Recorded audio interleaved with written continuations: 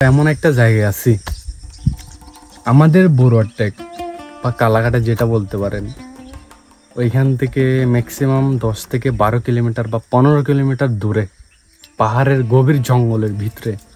এখানে যদি সাপোজ আমাদেরকে কেউ মেরে ফেলেও দেয়, কোনো খবর পাওয়া যাবে না। এমন আমরা এখন অনেকটাই উঁচু জায়গাতে, ঠিক এখান দিয়ে আসছি আমরা। আমাদের কালাঘাটার মধ্যে এত সুন্দর একটি পাহাড় আছে, ভয় পেও না, আমি আছি। এক অজানার উদ্দেশ্যে আমরা ভ্রমণ করতেছি, কোথায় যাচ্ছি ঠিক জানি না। দুইটা রাস্তা, যে কি করব, এদিকে একটা আছে এদিকে একটা, আর ওইদিকে একটা সারা ভিউ। তো এখানে লেখা আছে যে লাভ 7 মানে CR7, আমাদের খ্রিস্টান রোনাল্ডোর। আজকের ব্লগটা শুরু হচ্ছে আমাদের বড়ুয়ারটেক থেকে। তো সকাল সকাল ঘুম থেকে ওঠার পর ছুটে পড়লাম এক অজানার উদ্দেশ্যে। বেসিক্যালি এই রাস্তা দিয়ে রংচুরি যায়, আর আমরা যাচ্ছি এক অজানা জায়গা জানার জন্য। তো গাইস, এদিকে যাই আমাদের রামজাদি, আর আমরা এখন যাব এই রোডটা ধরে, আর আমরা আসছি হচ্ছে এখান দিয়ে।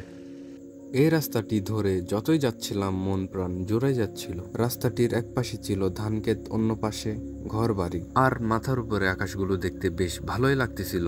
যদিও বান্দরবান কালাঘাটায় ছোট থেকে বড় হচ্ছি, বাট এদিকে তেমনটা আশাই হয় নাই। তাই জন্য যা দেখতেছি সব নতুন নতুনই লাগতেছে। এক কথায় এই রোডে ঘুরতে আসলে আপনারা গ্রামীণ পরিবেশ এবং পাহাড় দুটোরই মজা একসাথে পাবেন। আর আমার সাথে আছে আজকে শ্রাবণ আর আমি। তো আজকে আমরা দুইজনই বেরিয়ে পড়লাম পাহাড় দেখার জন্য। শুনেছি বেশ কয়েকটি পাহাড় আছে এদিকে, বাট কোনো সময় যাওয়া হয় নাই। আজকে ভাবলাম যাওয়াই যাক। তো গাইস, মূলত আমাদের উপর না গিয়ে নিচ দিয়ে যেতে হবে। আমরা যে পাহাড়টি যেতে যাচ্ছি, ওই পাহাড়টির রাস্তা এই ব্রিজের নিচ দিয়ে শুরু, এমনটাই শুনছি আমার বন্ধু একজন থেকে। সে বেশ কয়েকবার এখানে পাহাড় দেখার জন্য আসছিল, বাট দুঃখের কথা কি বলবো, সে আমাদের সাথেই নেই। সে গেছে অন্য কোথাও ঘোরার জন্য। যাই হোক, ওর কথা শুনে যতটুকু বুঝলাম, আমরা ওই রাস্তা ধরেই এগোচ্ছি। আর গাইস, এই রাস্তাগুলোতে যতই হাঁটতেছিলাম দেবতাকুমের ফিল পাচ্ছিলাম, কারণ দেবতাকুমের যাওয়ার আগে এরকমই স্ট্রাগল করে যেতে হয়। আমাদের কালাঘাটার মধ্যে এত সুন্দর একটি পাহাড় আছে, নিরিবিলি জনবসতির মাঝে এত একাকিত্ব অনুভব করার মতো জায়গা আছে, আগে জানতাম না। বেসিক্যালি গাইস, এখন মহা মুশকিলে পড়ে গেছি।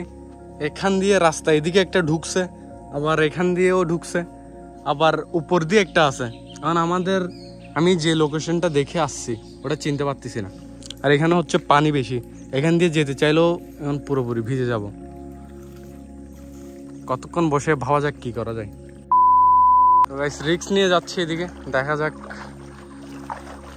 ও মাই গড, পুরোপুরি ভিজে গেছি।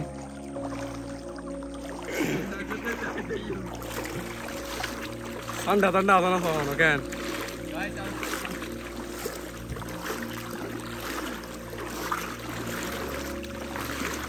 ভাই, রিস্ক নিয়ে লাভ নাই নি। কিন্তু ফারুক আসুন দিত মেরে যেহেতু সাইড রিভিউ এটা ফানি ভাই বেশি। ঠিক যাওয়ার পর অনেকটাই সন্দেহজনক লাগার পর আমরা এখানে না গিয়ে এই রাস্তাটা উঠে চলে যাচ্ছি।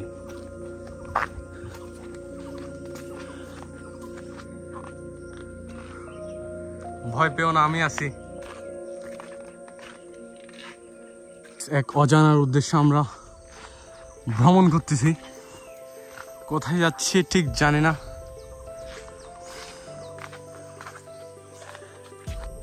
আমরা এখন অনেকটাই উঁচু জায়গাতে, ঠিক এখান দিয়ে আসছি আমরা। কতটা উঁচুতে আসছি নিজেও জানি না, উঠতে আসি। Guys, look at this view. কিছু মানুষ মেবি এখানে কাজ করতেছে। দেখুন, জায়গাটা খুব উঁচু, একদম খারাপ বলতে পারেন। আর আমার চপ্পল প্যাঁ প্যাঁ আওয়াজ করতেছে, ভিজে আসছিলাম তাই জন্য।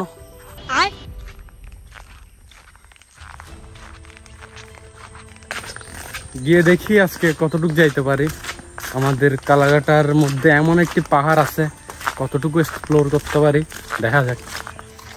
তো আমাদের অবস্থা খুবই কাহিল। নিচে তো অনেক পরিমাণ ভালো লাগছিল, ঠান্ডা ঠান্ডা আবহাওয়া, গভীর পাহাড়ের মাঝে নিজেকে অনেক ভালো লাগতেছিল। বাট এখন যখন পাহাড়ের উপরে আসছি আমরা, গরম এত পরিমাণ বেড়ে গেছে যে আমাদের শরীরের অবস্থা খুবই খারাপ হয়ে গেছে। তো ভাই, তোমার কেমন লাগতেছে? ভাই জায়গাটা খুবই সুন্দর, তবে গরমের তাপমাত্রাটা একটু বেশি। দেখেন, উপভোগ করেন আপনারা। দেখতে পাচ্ছেন নাকি জানি না, এই দেখুন ওই জায়গায় জুমঘর। বিশ্বাস করেন এরকম জুমঘরগুলো আমার দেখলে অনেক ভাল লাগে। একদিন যদি উপরওয়ালা বাঁচায় রাখে আর কি, কোনো একদিন এরকম জঙ্গলে এসে জুমঘরে রাত কাটাবো। এই টাইমে যদি বৃষ্টি পড়তো অনেক ভালো হতো। আমরা এমন একটা জায়গায় আছি, আমাদের বড়ুয়ার টেক বা কালাঘাটা যেটা বলতে পারেন, ওইখান থেকে ম্যাক্সিমাম 10 থেকে 12 কিলোমিটার বা 15 কিলোমিটার দূরে পাহাড়ের গভীর জঙ্গলের ভিতরে। এখানে যদি সাপোজ আমাদেরকে কেউ মেরে ফেলেও দেয়, কোনো খবর পাওয়া যাবে না, এমন একটা অবস্থায় আমরা। গাইস, এই জুমঘরে কতক্ষণ আমরা সময় কাটানোর পর আবার চলে যাচ্ছি সামনে এক্সপ্লোর করার জন্য। দেখা যাক আমাদের ভাগ্যে কি কি আছে, কি কি দেখতে পারি আজকে। বাট আকাশের তীব্রতা, এত রোদ পড়তেছে যে আমাদের অবস্থা খুব কায়েল হয়ে যাচ্ছে। কি অবস্থা ভাই তোমার? ভাই অবস্থা খুবই জঘন্য। যাই হোক, সামনে গিয়ে দেখা যাক কি কি আছে আমাদের জন্য। দুইটা রাস্তা, যে কি করব, এদিকে একটা আছে এদিকে একটা, আর ওইদিকে একটা সারা ভিউ। এখন ওইখানে যাওয়ার জন্য কোন রাস্তায় যাইতে হয় জানি না। শ্রাবণ তো আগে ভাগে ওইদিকে চলে গেছে। যাই হোক, আমিও যাই, কারণ আমরা মানুষ দুইজন, হারিয়ে গেলে আবার কাউকে কেউ খুঁজে পাবো না। তো গাইস, আমরা অ্যাডভেঞ্চার যখন করার জন্য বের হয়েছি, আজকে করাই যাক। বাট আমাদের শ্রাবণ ভয় পাচ্ছে যাওয়ার সময় রাস্তা হারিয়ে ফেলি বলে। আসলে এই কথাটা মাথায় আসারই কথা। আমরা যে গভীর জঙ্গলের ভিতরে বর্তমানে ঢুকে পড়ছি, যদি কোনোভাবে হারিয়ে যায় একবার, বাসায় যাওয়ার জন্য আমাদের খুবই কষ্ট হয়ে যেতে পারে। দেখুন চারপাশে ঘন জঙ্গল, দুই চোখ, আমাদের দুই চোখ যেদিকে যাচ্ছে আমরা সেদিকে চলে যাচ্ছি।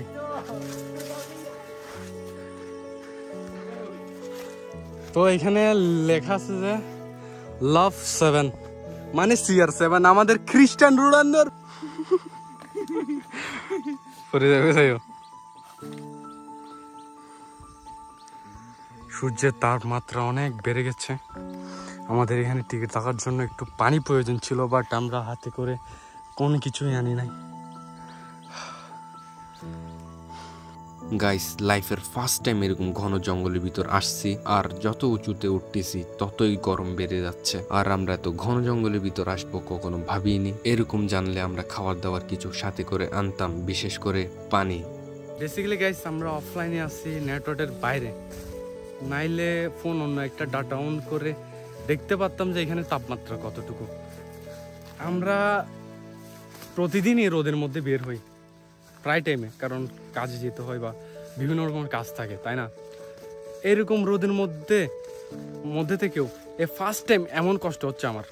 এই রোদগুলোতে আমি টিকতে পারতেছি না, ডাইরেক্ট অবস্থা খুব কাইল হয়ে যাচ্ছে, অনেক খারাপ হয়ে যাচ্ছে আমাদের অবস্থা। গাইস, ওইখান থেকে আসার পর এই জায়গাটি আমাদের মনে হচ্ছে পুরোপুরি স্বর্গ। এমন ঠান্ডা, এমন আবহাওয়া কুল, যে অনেক ভালো লাগতেছে। পুরোপুরি স্বর্গ বলতে পারেন। এতক্ষণ ছিলাম আমরা নরকে, এখন আছি স্বর্গে। আজকে জঙ্গল টঙ্গল মানবো না। আকাশ যেন ঠিক মাথার উপরেই ঝুঁকেছিল, আর পাহাড় বলছিল থেমে যাও একটু, সব ভুলে আমার সাথে একটু গল্প করো। বসেছিলাম একা, কিন্তু একাকী না। চারদিকে ছিল হাজার রঙের নীরবতা, আর প্রতিটা পাতায় লেখা ছিল শান্তির ভাষা। হ্যাঁ, ঠিক এমনটাই মনে হবে যখন আপনারা এরকম পরিবেশে থাকবেন। Guys, look at this view. দেখুন, নতুন জায়গা আমরা ভ্রমণ করতেছি, নতুন জায়গা এক্সপ্লোর করতেছি আমরা। ভিউটা জাস্ট দেখুন, অসম। পাহাড়ের বুকে একটুখানি নীরবতা, এইটুকুই ছিল আমার আত্মার শান্তি। নির্জন পথে হাঁটতে হাঁটতে হঠাৎ মনে হলো শহরের কোলাহল নয়, বরং এই নিস্তব্ধতায় আমার ভাষা। পাখির ডাক, মেঘের ছোঁয়া, বাতাসের গান, সব মিলিয়ে যেন এক প্রকৃতির গোপন চিঠি পেলাম আমি। নেই কোনো চাহিদা, নেই কোনো বাস্তবতা, শুধু আমি আর পাহাড়। এই জন্য এক রূপকথার রাজ্যে চলে গেছিলাম। হ্যাঁ, এখানেই আমি একটু হতে পেরেছি।